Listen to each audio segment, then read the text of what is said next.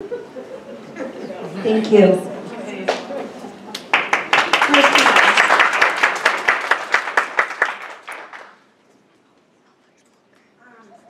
Hello, my name is Kirsten Adams. I've been teaching 5 years and currently teach general science, and I'm the ELL teacher at Leota.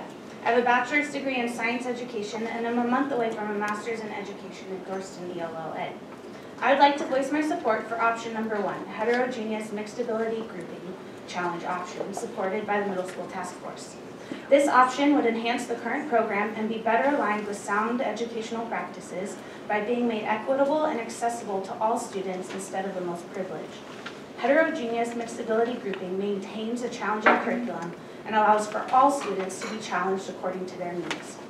I am here today because I need to know that my school board cares about fixing a system that tracks students based on their perceived abilities and has led to segregation in our schools.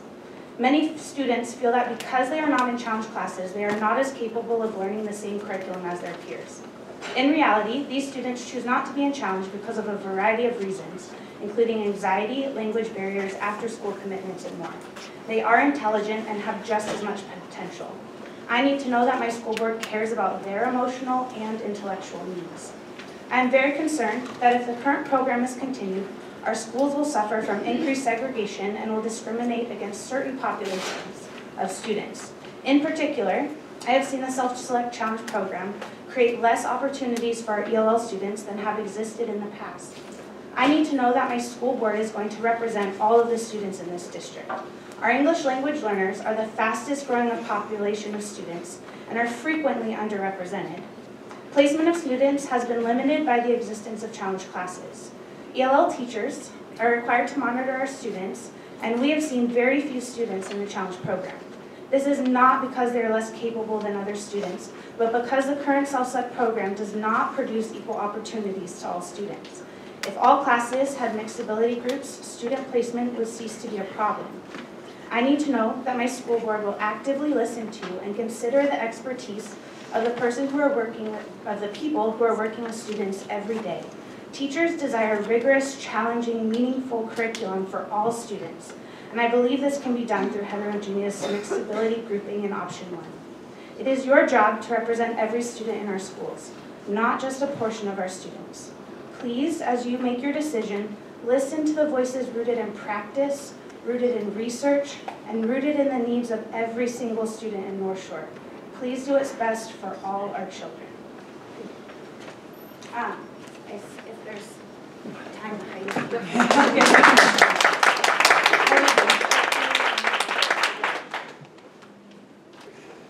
Hi.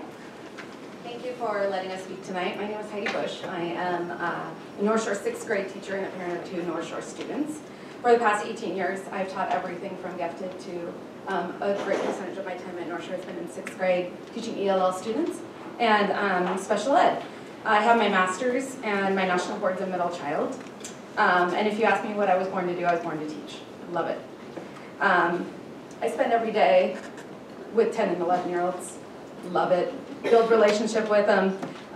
Needless to say, I actually played basketball with them this year. I know middle school kids. I can't imagine that 10 and 11-year-olds will be making the decision to go into challenge. And so, regardless, or needless to say, again, I support option 1. Every student in the classes that I've ever taught over the last almost 20 years wants challenging, rigorous standards, just like our board does, just like we set forth as teachers. They want to make gains in every subject every year. Every single child also really wants to feel connected. And as Heather and Paige said, they really are trying to balance the work-life load, like we all are, right? With our job and with our life.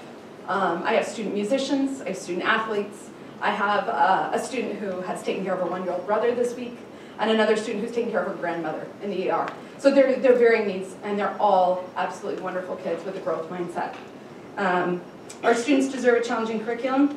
Our students deserve choices within the school year to let them take on more enrichment or to let them back up and get a little bit more support, because let's face it, we've all been a struggling learner at some point.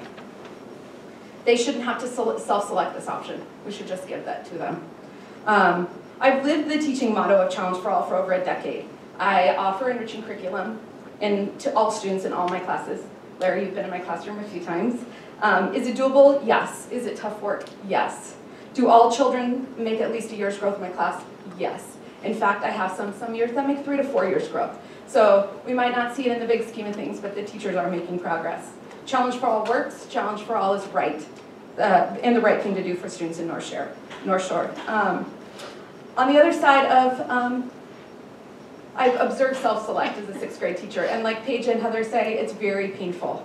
It's turned into more of a parent select, and then we attempt to counsel them. And I am not a counselor, so I will say, like, you can do it, you're really good at it. And they'll say, no, I can't. And I'll have a parent meeting and try to do kind of a triage thing. Maybe we talk to their 5th grade teacher. But it's very, very tough for kids that believe that they don't fit into that standard to self-select challenge on their own. There's stress, there's anxiety. I dole out hours and hours of parent conferences, and it's just a lot of stress on all of us. I'm also a parent. I have a junior at Inglemoor right now and a 5th grader at Morelands. She did take some challenge, but it was extremely anxiety-ridden for her. She's now doing very well, but it's almost sad to think about that some of her friends never saw her because of the paths that they've chosen. For example, but option 1, as a parent and a teacher. Thank you. Thank you, honey.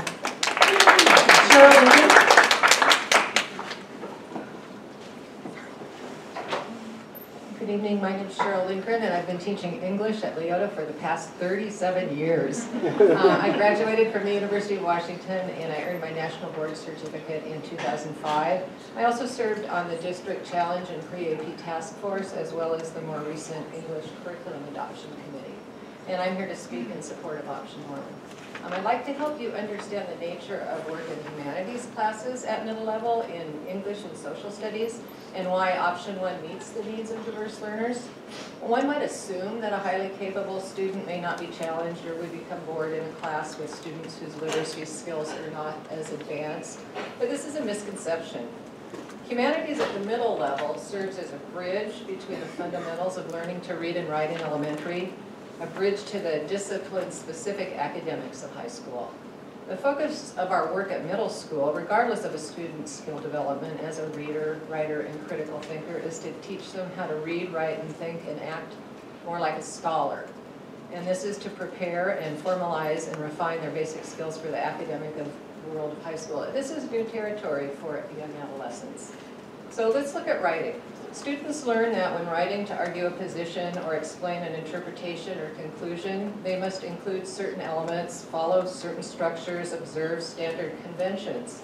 And kids who love to write and have been writing since they could hold a pencil in their hand, writing stories for fun, they still must learn the formal conventions of academic writing, and they can do it side by side with kids who are not as advanced. Certainly the level of work they produce will vary, but the skills they need to master are the same.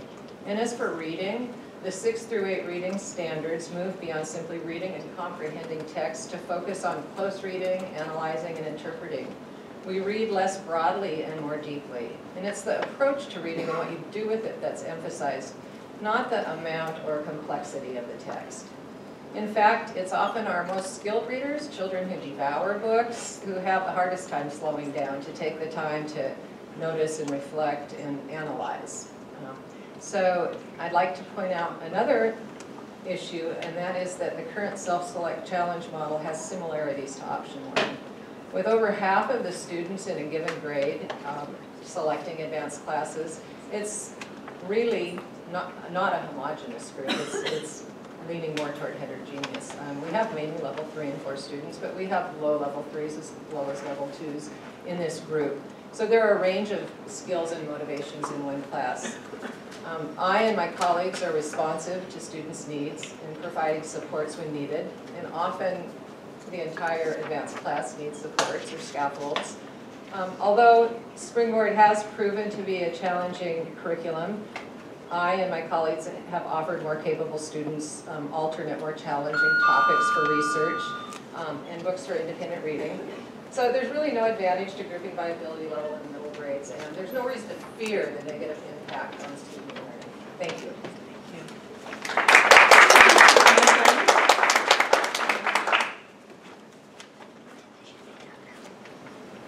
Hi, my name is Matt Lang, and I teach at North Shore Junior High, math and science. As other people have mentioned their background, I have a bachelor's degree in human behavior, and I also have my master's in education, and I am nationally board certified in math. The issue of junior high self-select challenge has become a paramount concern in our district. The district needs to make the morally right decision and end segregation of our students. This is a social justice issue, and it is a race issue, and it is the law. Federal law, under Title VI, states that school districts and schools must not implement policies or practices for providing educational resources that disproportionately affect students of a particular race, color, or national origin unless there are no comparable effective alternatives. Our regular classes are primarily white, Hispanic, Black, ELL, special education, and immigrant populations. Almost all of our students in poverty are in the regular track. Our challenge classes are primarily white, Asian, and Indian, and come from higher socioeconomic classes. We know our classes are separated by race and color. We can tell ourselves this is not racist or classist because students have a choice. This is not their doing, this is our doing. If we set up a structure to separate them, they will be separated. Parents have been here in support of keeping their children challenged and separate, and we need to support and challenge all of our students. North Shore needs to hear the voice of all of our population and our students and parents who are afraid to speak up for themselves. North Shore teachers believe in serving all students, and the supportive structure needs to do the same. Students of disadvantaged backgrounds and certain races have been told for centuries that they're not good enough. They are 11 to 14 years old. We cannot label them or let them label themselves this early. They can do challenging work, and we have to tell them they can. Research shows that Challenge for All achieves the same goals for students currently in Challenge with less adverse effects on students currently in the lower track. The tops do still succeed, and they still do rise to the occasion. Teachers see that when you track, the struggling students drop lower and get farther behind. But when you don't track, the achievement gap shrinks. This is a district goal. And here is an opportunity before us. We need to grasp it. North Shore is a district that people respect and others expect to lead the region in best practices. We need to live up to that role. This is a huge moral calling, and North Shore needs to step up to the plate. We need to do the right thing. Thank you.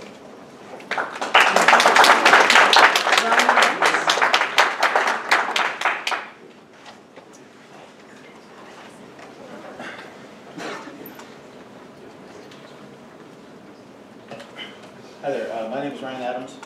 I have a bachelor's degree in middle-level education, a master's degree in education from the University of Washington, Bothell, and I'm national board certified in early adolescence mathematics. 11 of my 12 years of teaching have been done right here in North Shore. I know that self-select math is not on the debate block, it's not part of the vote, but self-select math has been adopted for several more years, and I would like to talk about the consequences of that as that has been in place for longer. They're not part of this conversation, which makes this educator worry about that no one cares about the wrongs that are being done in math. Consequences of self-select in math include the following. Students ill-prepared for advanced classes start falling behind. Students who later need to drop back to their regular class have a damaged math confidence. Heterogeneous classrooms become non-existent, thus hindering the learning of all students. Bullying behavior increases between challenge students and regular students.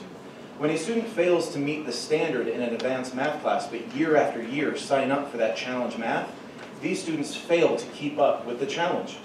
The reality makes it hard for the challenge teacher to keep that class on track for future advanced math classes, while also damaging the math confidence of those students struggling to keep up. Math confidence, as any middle school math teacher will tell you, is half the battle when building a student's math ability and knowledge. Once the damage is there, it's twice as hard to rebuild. Studies from research universities have shown time and again that heterogeneous classrooms lead to more learning. The high-achieving students need students who struggle at times to ask questions and force the high-achieving students to think about the problem differently. Students learn to disagree respectfully, build counter-arguments, push for justification, and know more than just one way to solve a problem. Bullying is a hot-button issue among adults and students. Most students would not dream of bullying, especially most of the students who would sign up for challenge classes. The majority of these students are the most compliant, eager to please, polite, but the self-select unintentionally turns some of them into bullies. Susie, you didn't sign up for any challenge classes? What's wrong with you? Statements like this from student to student have ruined friendships, created anxiety where there never was before, and made students who made the best choice for their own education feel like they are unworthy and unintelligent as people. Public education is a right for all students. We are asked to provide a quality education for everyone and not just the students who have motivated parents. How can we continue self-select if it means providing a lower quality education across the board? I invite any of you into my classroom to witness these consequences firsthand, and I'd be happy to grab coffee with any of you if you want to discuss it further. Thank you.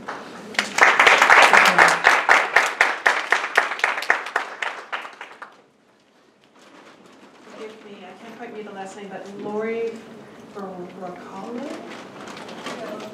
Thank you.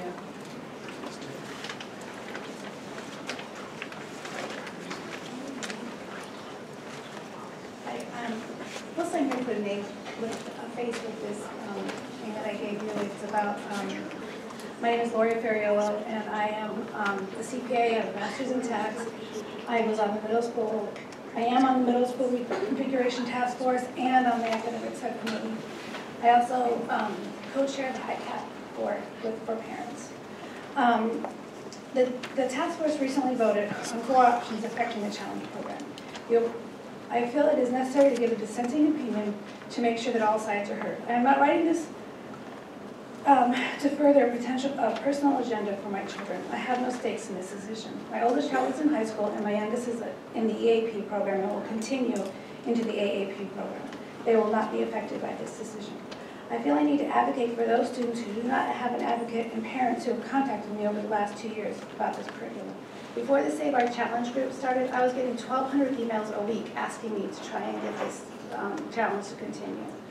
It was very stressful and very difficult to articulate at my task force meetings. The purpose of this document is not to criticize a task force or a subcommittee or the work that has been done. It is to give a dissenting opinion and the reason behind that. Let me skip some of it. Our current highly capable program has been on an upward trajectory thanks to 2 people, and our program is a model for the rest of the state. We do this well. It, however, lacks equity. Currently, all the testing for the EAP and AAP programs happens on Saturdays and not in the classroom. This makes it very difficult for our free and reduced lunch kids to test. Many have no transportation or have other factors that keep them away on a Saturday. Several will do well in our program, but they have no form of entry. The current challenge program gives them some access to PACE and peers they require to be successful. They have the option to stretch themselves in an academic area of their choice. If we eliminate the challenge program, they will lose the ability to work with more than 1 or 2 like-minded peers. The only way to truly have equity is to test everyone in the classroom. Until that is feasible, the challenge program is filling the gap. Heterogeneous classrooms require teachers to differentiate for a varying level of learners in their classrooms. If the challenge program is eliminated, this range of learners will increase. Data on the next page, no, you can't see the page, that teachers find it difficult to differentiate to the amount necessary for heterogeneous classrooms to be successful. And I show the documentation from Dana Marco and Michelle Cooper, the MetLife survey of the American teacher, past, present, and future from 2008. This poll shows a nationwide poll of teachers to react to the following statements about heterogeneous classes. My class or classes in my school have become so mixed in terms of students' learning ability that I can't teach them. Responses, 43% agreed. Teachers' beliefs about the impact of achievement heterogeneity on instruction under, anyways,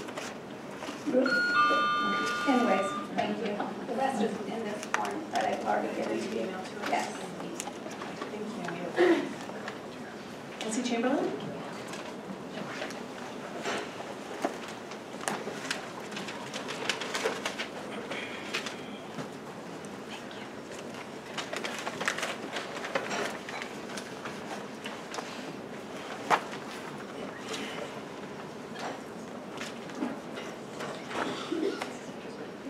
My name is Dr. Nancy Chamberlain, and earlier today I sent the following email to the school board. I would like to read it into the public record, but before I do, I would like to ask all those who are here in favor of keeping the self-select challenge to please stand.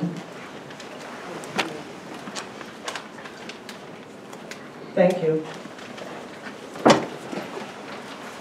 I sent to you this addendum to the Save Our Challenge recommendations and rationale. The addendum has two parts: a 6-page middle school philosophy of brief history, which traces the historical antecedents, rise, and ultimate decline of this model for middle schools. Although the middle school philosophy, as espoused by the AMLE, was widely adopted in the 1980s and 90s, the advent of standards and accountability through testing meant that student achievement could be tracked over time. There is irrefutable evidence that the academic achievement of students declined during this time. Fourth graders who started far above international averages in reading, math, and science slid to below the averages just 4 years later when retested after middle school. This result repeated over the course of several rounds of testing. Eventually, schools moved away from the middle school philosophy. After reaching its peak in the 1990s, less than a quarter of middle schools now follow this model. The middle schools have decreased their use of heterogeneous classes and increased tracking. In the last round of testing, the outcomes for 8th graders have rebounded, with reading showing the first increase in 20 years. And I have all the references to support that in the addendum. The second section is 12 pages of recent research on tracking and student outcomes. Here we are using tracking as a proxy for our program when we know that this is not actually tracking, which is assigned by school by definition. Nevertheless, the academic subcommittee read a few papers on tracking and outcomes, but missed a slew of recent research papers and literature reviews. I'll summarize my reading of these papers.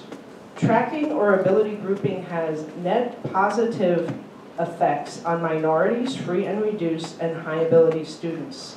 There are no negative effects for any student group examined.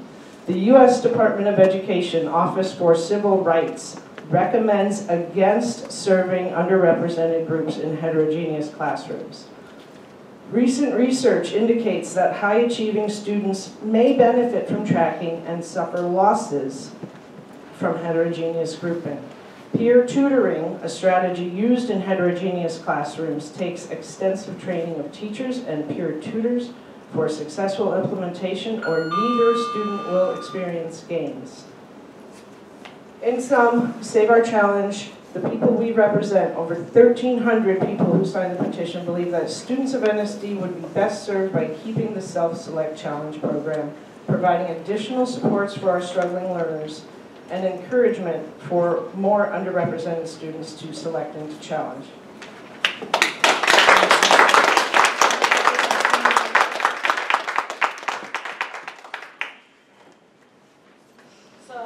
To pick up where Nancy left off, my name is Austina Devante. And in particular, I want to point out that the preponderance of research actually points in this direction. So I just did a quick count. There are 32 citations in the task force recommendation that you received today.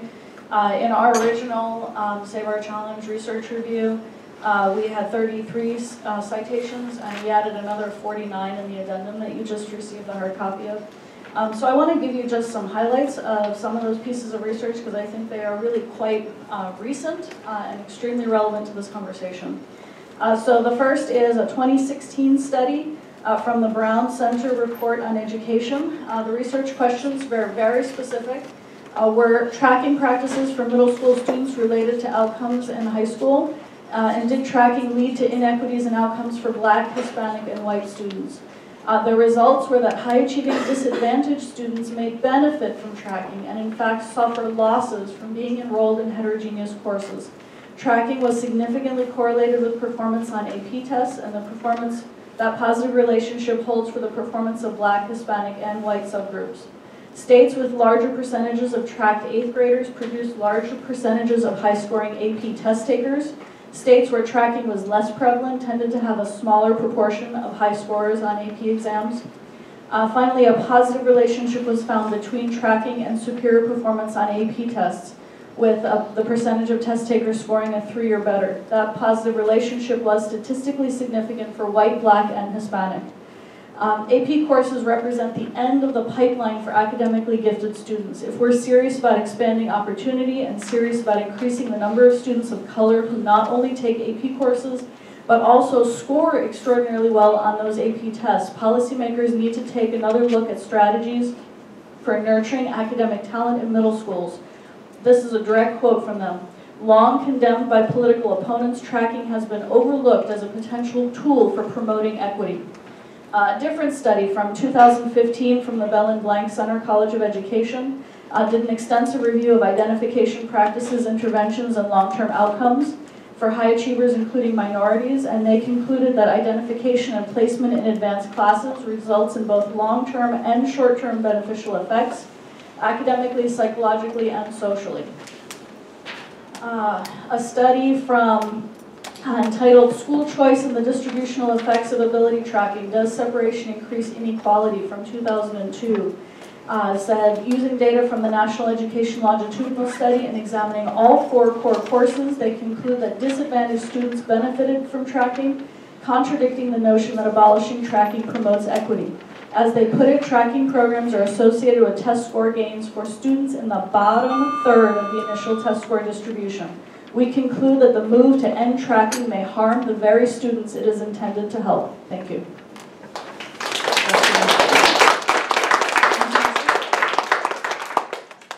Asking, is there a way to get us the research, or is it copyright protected?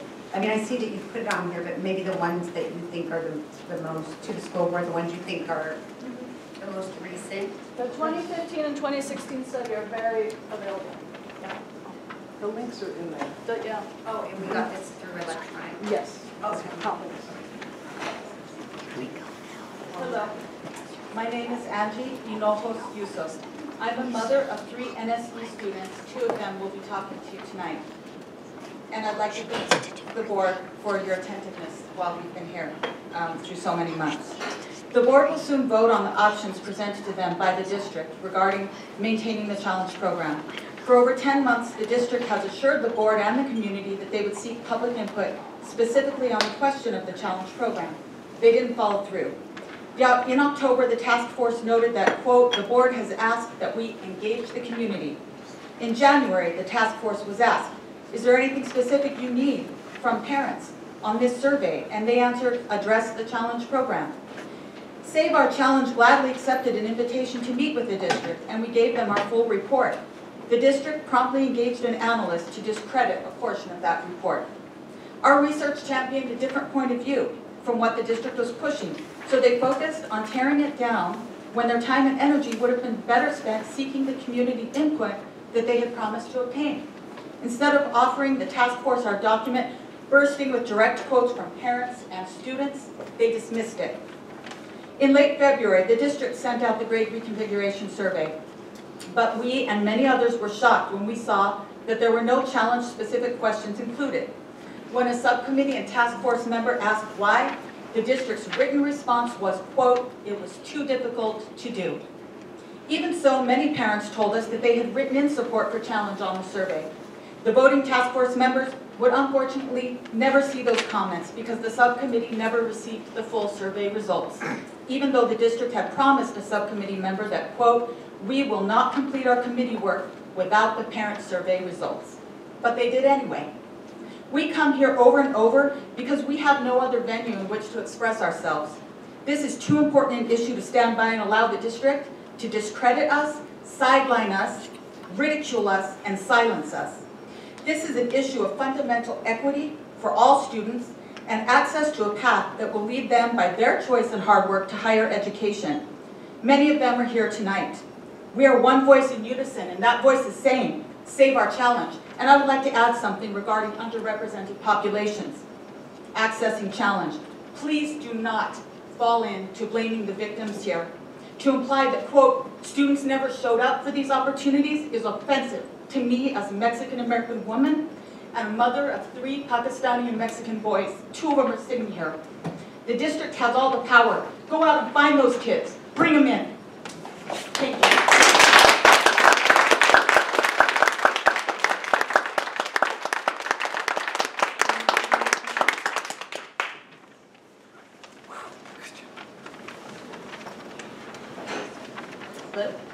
My name is Angie Hancock, and you've heard me many times.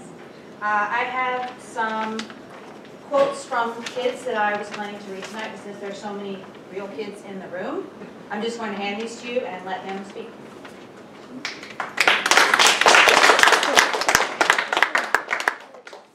This is Ian and Feroz.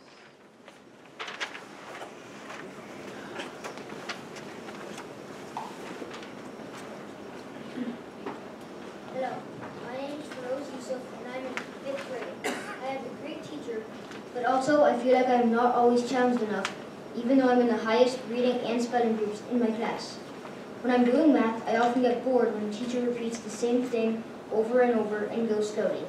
And we have to keep doing the same thing day after day. I feel if they don't keep challenged, I won't be able to be challenged enough when I get into junior high. Thank you. My name is Ian Peasy and I'm a 5th grader at Bear Creek Elementary. I'm here today to ask you to please keep the self-select challenge classes so kids can choose the class that works best for them. Thank you.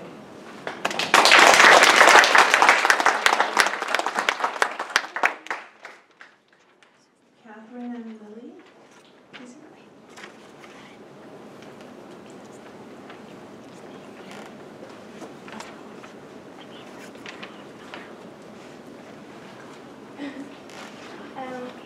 I'm Lily Peasy.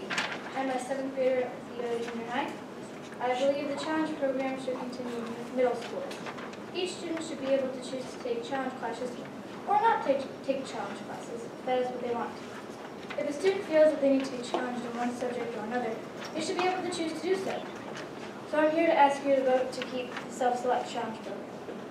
Do you take challenge classes? No, I'm an AAP, but I have a lot of friends in challenge. Hi, my name is Catherine McGinnis, and I'm currently in 7th grade at Leota Junior High. I'm a peer from St. Louis, Missouri in the 5th grade, and I was lucky enough to get into the EAP program, and I'm now part of the AAP program in junior high. However, there weren't this kind of program in St. Louis. There was a pull-out class one day a week for gifted kids. The rest of the week, however, I learned exactly the same thing as the other students. That may not sound bad, but it was pretty much torture for me. I had to sit through endless repetitions of something that I already knew in 4 different subjects. This wasn't just me. I'm sure that the other students in that pull-out program experienced the same struggles I had. There was just no spark in learning anymore. By using a challenge for all method, you would take away this spark from some students, either because the curriculum would be too rigorous for some slower learners, or because the pace would be too slow for those who wanted to be in challenge classes. You say you aim for a growth mindset, yet by taking away the option of challenge, you will make it significantly harder for students to grow. Thank you.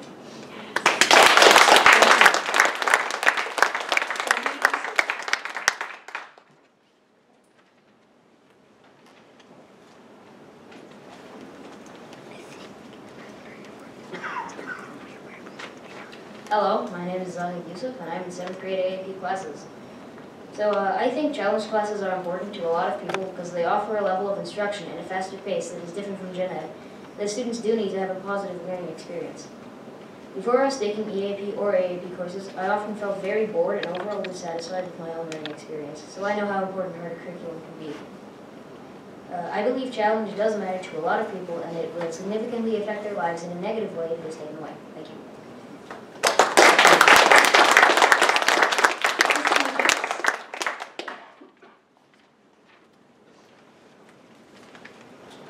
Hi, good evening. My name is Kristen McGinnis. I come to the parents of 2 children currently in the EAP or AAP program.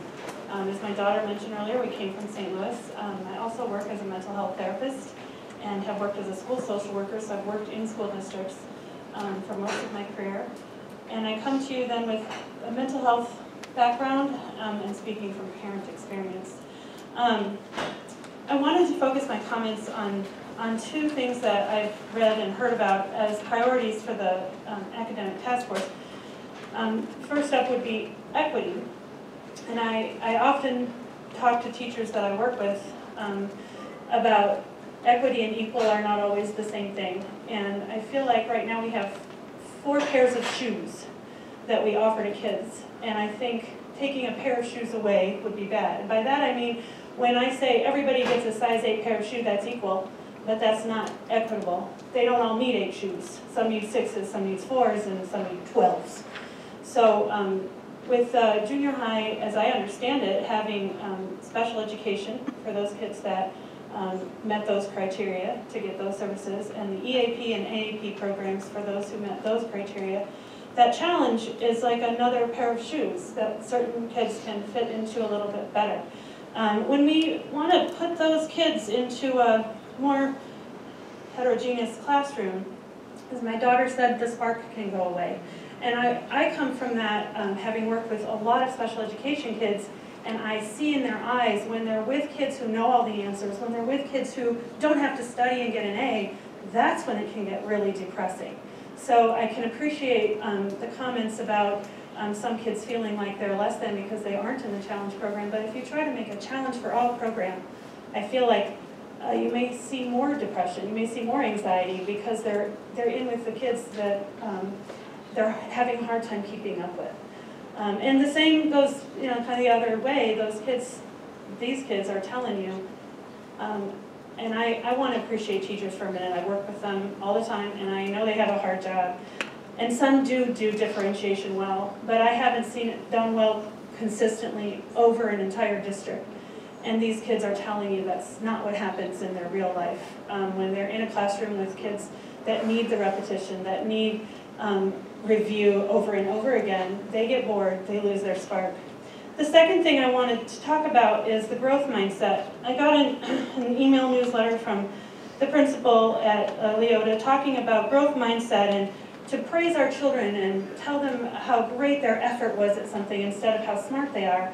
And I get that. I know a little bit about the Carol Dweck stuff. That's buzzwordy these days. But I read that and I thought, but what if my kid didn't have to put any effort in? What if my kid isn't working hard and they're getting good grades? They're not going to have that growth mindset. Thank you.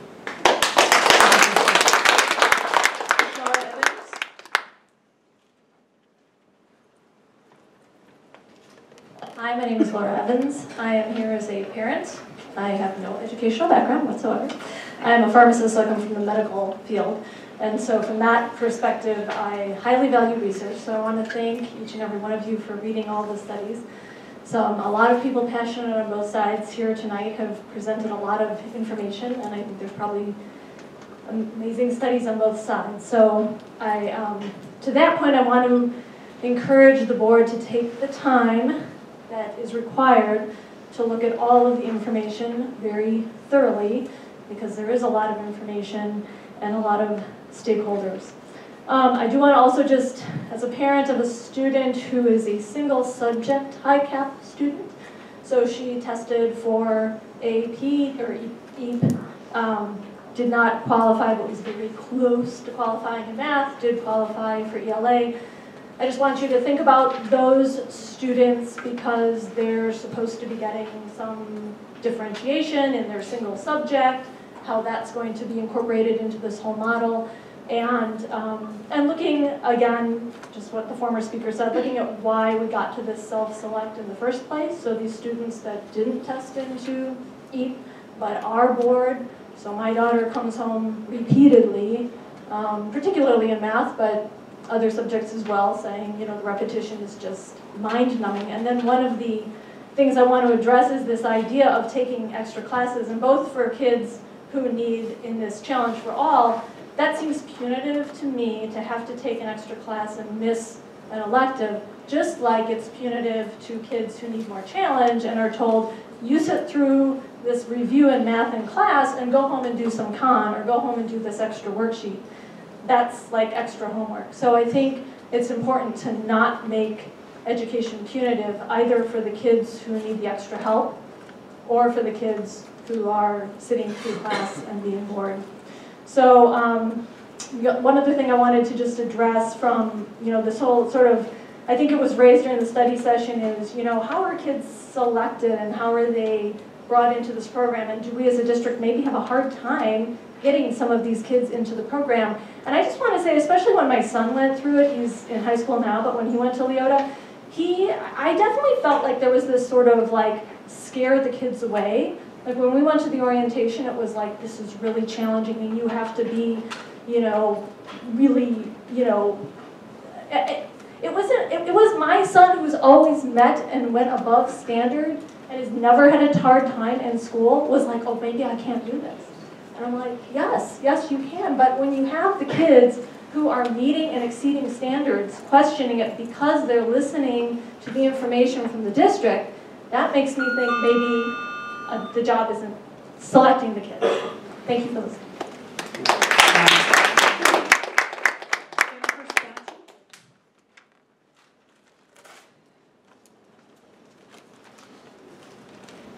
Hi, my name is Jennifer Spanton, and I'm here to support the Self-Select Challenge program. And I did not come here with anything prepared, and listening to the study session encouraged me to come up and say a few words. That I would really like to express my concerns about how the district would be able to differentiate for all if this option 1 was chosen for the challenge for all. I currently have a 5th grader and a 2nd grader in the North Shore schools, and I see what is happening in elementary school with the high cap services that have been introduced in the homeschool setting, and it is not working. These children have been told they would be given additional resources, some additional challenging schoolwork, and it is not happening. It's different from every school. It's different from every teacher. It has been unsuccessful and, in my opinion, is a failure so far, and it's really disheartening to see it. So looking at where the age gap, where the achievement gap is going into middle school, it has started in elementary school. So if we can't differentiate in elementary school, I'm concerned how we would be able to differentiate in middle school.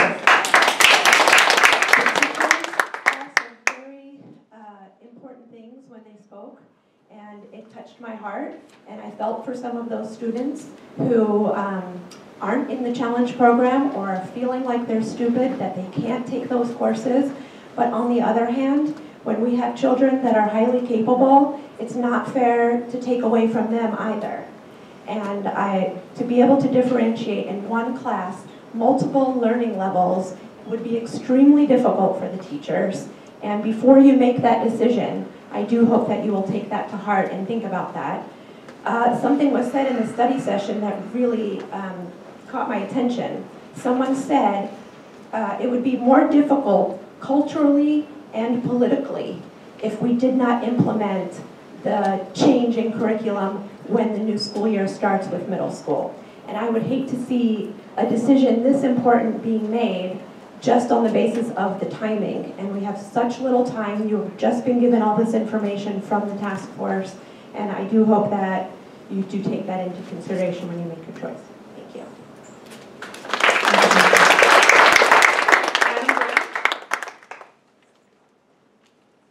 Is Adam Brown here? Dr. Glenn Brown? No?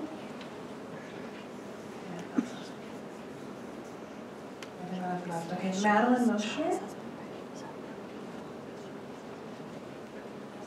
No, Madeline? Jackson Connolly?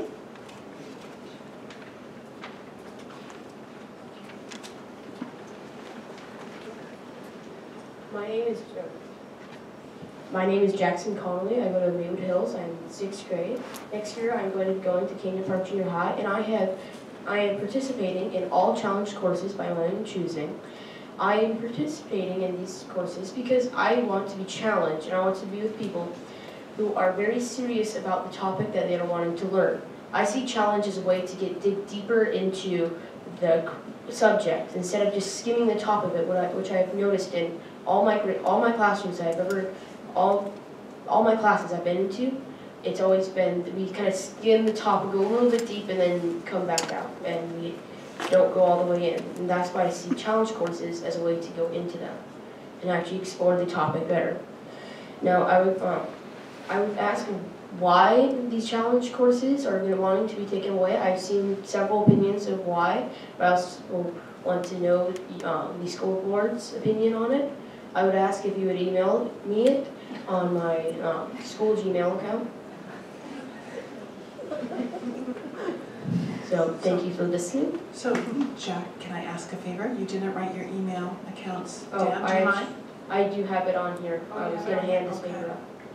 Okay, And Thank this you. paper also states some of the main ideas that I've said. would be helpful, thank you.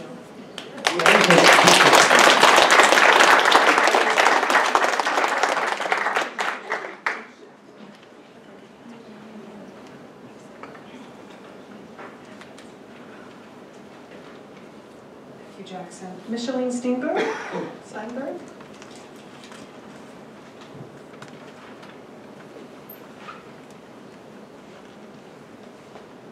I have a copy here that's signed.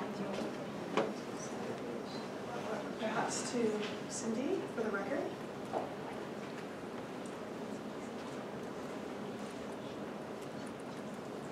Hi, my name is Micheline Steinberg, and I'm coming here as a parent. I believe, as others in this room do, that the challenge program is critical for all kids who choose a more rigorous educational path. Having all middle school classes use the challenge curriculum is not the same as having dedicated challenge classes with like-minded peers where the focus is on learning. The challenge for all academic subjects must remain available in every junior high and middle school to address the needs of academically motivated kids. My son was identified as highly capable. He's now in 6th grade. This was throughout his elementary education when he was tested. But as a family, we chose to stay in the dual language Spanish program at his current school because he felt that he could get more challenging work in math and science at his current school, but he could not get Spanish in the high cap program. This is one of the reasons why the self-select challenge program for middle school is so important. He will not be going on to the feeder school for the Spanish program. He's going to be going on to Canyon Park Junior High, which will not allow Spanish for 7th graders. So for him to have the additional challenge offered to him in the self-select challenge program would be a great motivator for him. Over the year at my son's current school, the principal and some of his teachers came up with some creative solutions to meet the needs of academically motivated students. They tried pooling the more academically motivated students together in the classroom to work on more challenging math concepts and problems. They either worked with them in small groups or assigned more challenging work in an attempt to keep the academically motivated kids engaged and working together during class time so that teachers could focus on their children who were not meeting state standards. These children were also given extra homework by going home and saying that they could work on the Khan Academy or IXL or other programs that were provided through us through the PTA. Some of my son's teachers also recognized his academic rigor and placed him in a tutoring role with students who needed assistance. However, this also proved not to be successful. My son found the tutoring role frustrating at times because he was not properly trained to tutor, and often the students he was working with were not motivated to focus on the work and improve. Some of them were even trying to manipulate him into doing the work for them. In a heterogeneous classroom, like he has been in elementary school, the teachers have to focus much of their attention on the kids who are not meeting state standards because they are evaluated on this criteria. And you can tell me if this is not true for middle school, if they're, I believe that they're still evaluated on meeting state standards. In this setting, academically motivated kids are often overlooked and not given the attention and guidance they need to excel on more challenging coursework. As far as the classroom learning environment, my son often comments that his teacher is busy focusing on disciplining or managing the disruptive kids. He feels this distraction negatively affects the learning environment. Often the disciplinary tool the teacher relies on is a whole class punishment, which my son feels is unfair because he is not misbehaving. He was trying to learn. He wants all the students when they're in class to focus on learning.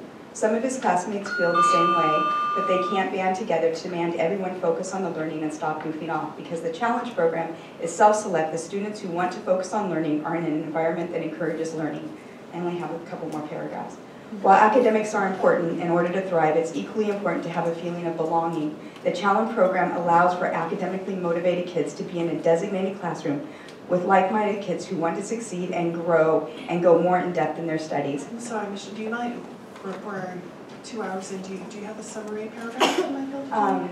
Well, it's not much more, and some people did not even take their 3 minutes. Can I be allotted it'll be like less than 30 seconds, if I can continue. For 7th grade, my son has chosen not to continue to the feeder school for the dual language program. He's looking forward to going to his designated middle school because of the challenge program. He wants to be among academically driven, like-minded peers where he feels he can thrive and make friends. As his parents, we want our son to be challenged, to find his tribe, and to thrive in middle school. We believe he will have the best opportunity to do this in middle school through the Self-Select Challenge program. We also want to test the waters to see if our son is ready for the rigors of advanced coursework in preparation for high school. He wants the challenge program. It is imperative that the Self-Select Challenge program remains as an option for academically motivated kids to stay engaged, have the opportunity to be in classes where the primary focus is on learning, and to properly prepare them to succeed in high school. Thank you.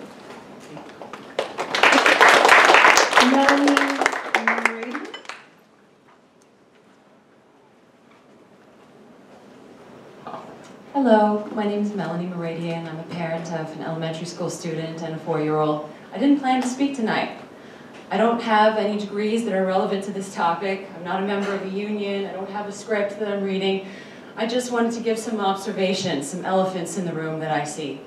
I saw some teachers and administrators speak this evening for option 1 against the Self-Select Challenge program. I would like to see a raise of hands of teachers and administrators that are here speaking on behalf of Self-Select Challenge. Nobody? Nobody? Yeah, and did you guys notice that the teachers and administrators that spoke against Self-Select Challenge walked out when they were finished speaking and didn't hear the opposing view? The other observation I would like to make is this negative term, segregation, that's been thrown around a lot tonight. We are talking about a self-select program. If kids want more in a certain subject, not in all subjects. My son's an EAP. He had to jump through a lot of hoops to get into that program. I believe now it's a 95th percentile on every test that's given. If you can't jump through those hoops, what is there for you? Do you remember reading Anne of Green Gables? Do you remember her desire for a bosom friend? That's a peer, someone who understands you. I remember middle school. I didn't take all challenge classes. I took the challenge classes in the subjects that I loved, that I was passionate about, that I wanted to be in class with other peers that felt the same way as me. You know what was stressful and difficult and demeaning? Was being in a classroom with peers that didn't understand me. Thank you.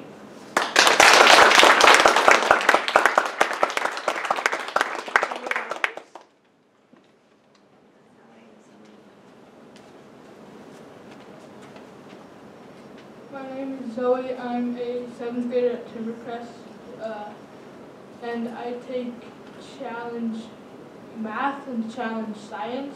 And I think self-selecting is a challenge is a good idea because for like the AAP programs, you have to get tested into those programs. But what if you're really close but you don't make it and you still want to challenge yourself? Then you can choose to challenge yourself into those. And for like all those people that disagree about having kids select them, having all those people that disagree because they don't feel like their kids can make the right decision. I made that decision when I was 12, and all my friends did, and they're happy about it, and I'm happy about what I chose. So, thank you.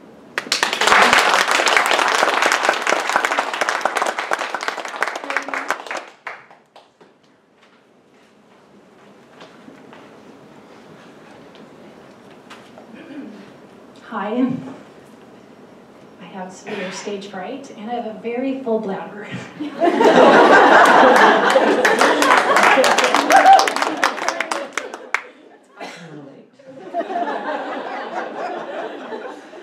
breath. All right. I have three sons, but 2 of them are currently in the North Shore School District. My oldest son, he is on an IEP, and he is a 6th grader that came up through the Maywood Hills integrated program where he had the support of a special ed teacher along with a paraeducator in a capsized mainstream classroom. And unfortunately that program ended when he was entering the 6th grade. They put him into a mainstream class where his para-educator comes in and works with him in the classroom. He gets his IEP minutes that way. So he will be entering the 7th grade next year at Kenmore Junior High. And his teachers have recommended, his current teachers, have recommended against taking a challenge class, at least at this time, because he struggles to be motivated. He's not a self-starter. He does not advocate well for himself. And I feel like, and they believe that he would, or is at risk of going under the radar. So if a system becomes a challenge for all, what would that look like for him? How does he currently gets or would get his IEP minutes in academic lab, but what will experience in the classroom look like for him? If the task force is recommending a second English class, then will he have to give up his other elective in order to get that additional support? If he is limited to after-school instruction, then will there be transportation available? Both his parents are full-time employees. So, in conclusion, I recommend to stay the course at self-select. My request to you is that you would review the input related to self-select challenge program, considering the special education population. While the integrated program worked for my son, it was greatly due to having a special needs teacher and a paraeducator in that system. I have concerns that a mixed classroom may overwhelm teachers and are not equipped to handle kids on a broad spectrum of needs. My challenge to you is to not only consider the short-term changes to the classroom and the impact of limiting self-select challenge, but to consider a long-term approach to ensure all teachers receive adequate training in order to better support the special needs population. Thank you.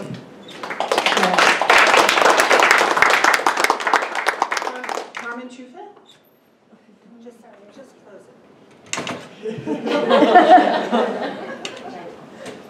There. Thank you. No, we're all set. I don't think we have any questions. Thank you very much. So Carmen Truffaut is my daughter, and she had to go home to do homework. So I'm Janine Spence, and I just wanted to share with you what she shared with me about being part of Challenge. I have two daughters. One's a junior high in the IB program at Inglemore, who took Challenge classes, and then my daughter Carmen, who's in 8th grade, taking a combination of the AP and Challenge classes.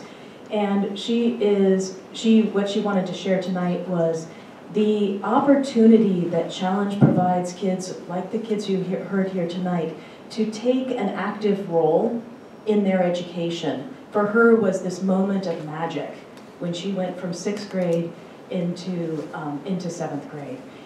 For her it was not stressful, and she looked at that as this place where, in her words, that she could choose to pursue her academics with a group of students that were like her.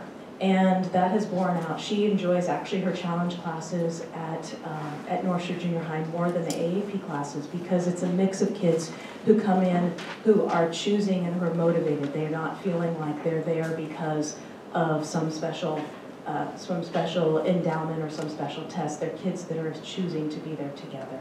So that's what she wanted to share tonight. Thank you.